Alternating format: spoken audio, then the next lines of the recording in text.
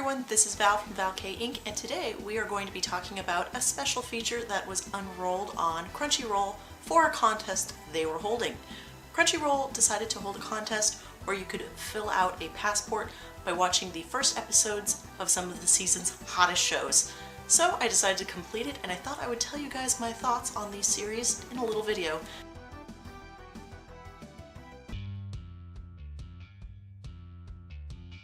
You guys know I'm the shonen girl, I love a good battle anime, and that's really the one that piqued my interest the most. This anime is really strictly about this combat that is happening in the Zodiac War. It's a tournament where all of the zodiac signs are present, and basically they battle each other to the death to obtain these gems that they've all swallowed as per the rules. So this one was a little bit slow to get into.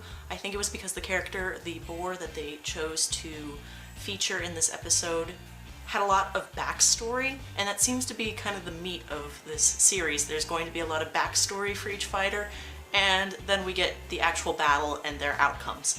So it's really an interesting setup. I like it. I think I'm gonna go back to this one when I'm in the mood for some more battle anime.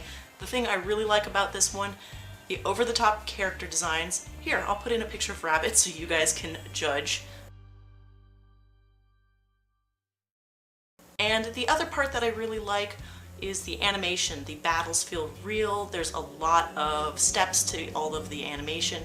You actually see a lot of the movements, so it feels like it's high energy and there's some really gory action. Again, it is gory, like I just said, so keep that in mind if you're looking to watch this one. After Zodiac War, I was still kind of on my shonen bend, so I decided to hop into Black Clover. Now, I didn't really pick up this manga. I know it's kind of popular, but I've heard so many weird mixed reviews when it comes to Black Clover.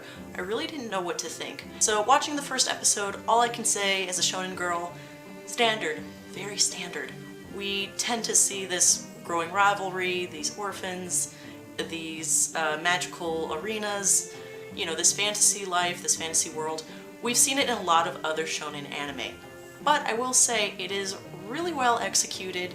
It does have characters that are likable, if not a little bit cliche, and the best part of this episode was the receiving of the grimoires. I thought that was the coolest part of Black Clover, and while this might not seem like a lot to me right now, there's a lot of potential in this series, and I can totally see this being someone's favorite, someone's introduction to shonen anime, and that makes me happy. I do have to agree with a lot of people that I have heard online. Astra's voice is very annoying, and it's partly the shrill, constant screaming with the fact that he is this high-energy character type that wants to be constantly screaming. It's kind of annoying. It's interesting that he gets a little quieter when he actually has magic. Anyway, if you want another shonen series to sink your teeth into, give Black Clover a try. I'm not going to continue it for now. I'll wait until I get some more reviews. Next up on the list, it was time for Hara. Yes, I did say that right. Anyway, this is a magical girl anime series that is set in Harajuku. It has a really adorable, specific style, very moe, as everyone likes to say anymore. I really was drawn to the background art and all of the item and asset art in this anime. There's definitely a lot of design going into it. However, that's kind of the most that's going into this. It's basically a story about these girls that need to protect Harajuku from these aliens that want to steal culture. I don't blame the aliens. Harajuku's a pretty good place to steal some culture. They have some adorable things and unique fashions. So if you really like that flavor, that fashion world, that moe, magical girl cuteness, without too much at stake, I think this would be the series for you. However, I'm gonna give it a pass. After that, I decided to check out Food Wars: The Third Plate. At first I was a little bit miffed that they decided to throw in an episode for a third season into the mix, but generally I know a lot of people actually like to do that. They'll pick a random episode and see if just the meat of the episode is interesting to even bother starting the series. And you know what? Now that I've done it, it's a pretty good start. Food Wars is about a character that wants to become this amazing chef. He's learning recipes, he's basically competing with other young chefs. He's in a school about cooking. It's actually a really fun series. I had a blast watching this, and it felt like the perfect amount of time. It felt like the perfect back and forth. a lot of food gags, and the orgasmic food scenes are very entertaining. I can see why so many people like Food Wars. I'll definitely get back into this at some point, but I'm gonna start with the first season. This is completely different than what I was expecting. I didn't think this show would be so gosh darn adorable. The thing that I really like about it is it's more like the joy of online community and the joy of being part of an MMO and video games as this kind of achievement. I thought with the title that it would be a much more depressing anime. This is actually more like a cute, blossoming romance. It's not at all what I was expecting, and it's very sweet. It's not the best technically when it comes to its animation, but it does have this soft pastel vibe, and the real life actually matches a lot of the in-game life, so you kind of see how these characters are enjoying the game like real life. And I think it's going to spill over more into her interacting with these people outside of the game. If you've ever been the type of person that played MMOs, I played a lot of shit in my day. This one is really fun. I do recommend it if you like either romance or video games, or just soft, sweet, cute series. This is a good one to fall asleep to at night.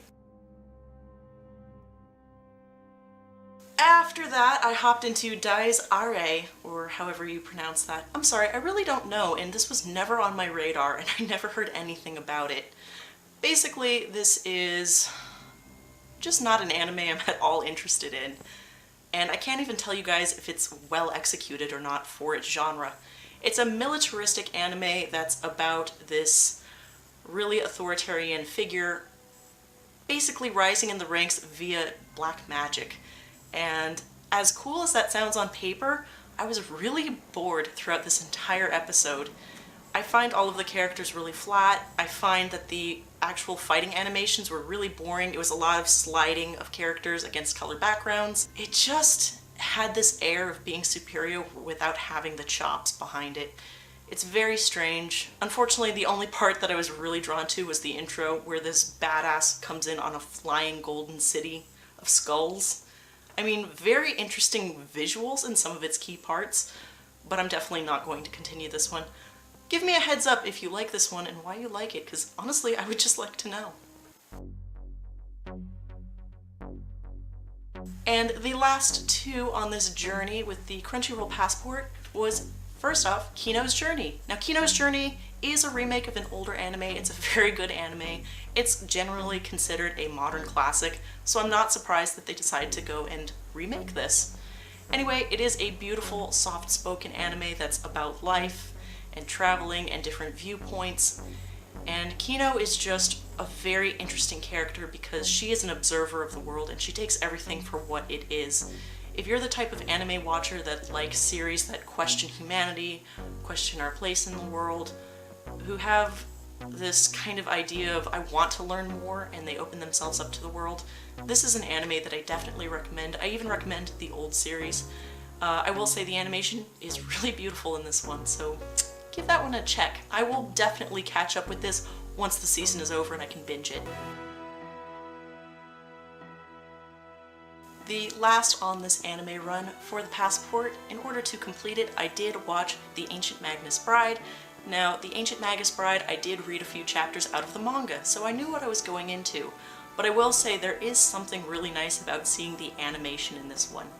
Basically, the story revolves around a girl who has this unique ability to see and feel and hear very strange things, these magical beings. She was constantly ostracized and therefore felt like committing suicide. Now, it's not generally stated in the first episode, but it's getting there.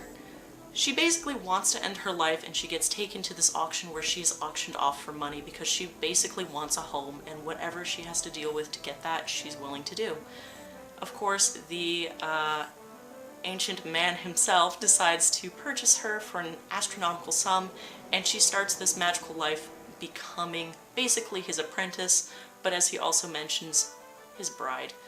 So I've heard a lot of mixed reviews. Some people really hate the way this starts. They really don't like the bidding process that she goes through. They don't like this melodramatic, sad tone that it has in the beginning. But it really is about reawakening herself, and it is about kind of adjusting to a new life. So there is something that is a really beautiful and interesting spark to this anime series. If you're the type of person that loves fantasy, if you love a slow burn kind of romance, if you want to see all of the magical happenings with beautiful animation, I do recommend this one, and I am currently watching it. Anyway guys, those are all of my impressions from this season. Thank you to Crunchyroll for giving us a stamp passport. I hope you guys do that again, as I mentioned before. That was actually really fun. It felt like a little accomplishment, and it was a nice taste of the season of anime. So I hope you guys do this in future. Let me know if you guys are watching any of these series and what you think of them. I'll definitely give you guys updates on my Twitter, which you can check out. I will see you guys in the next video. Thanks for watching. Bye guys. Mwah.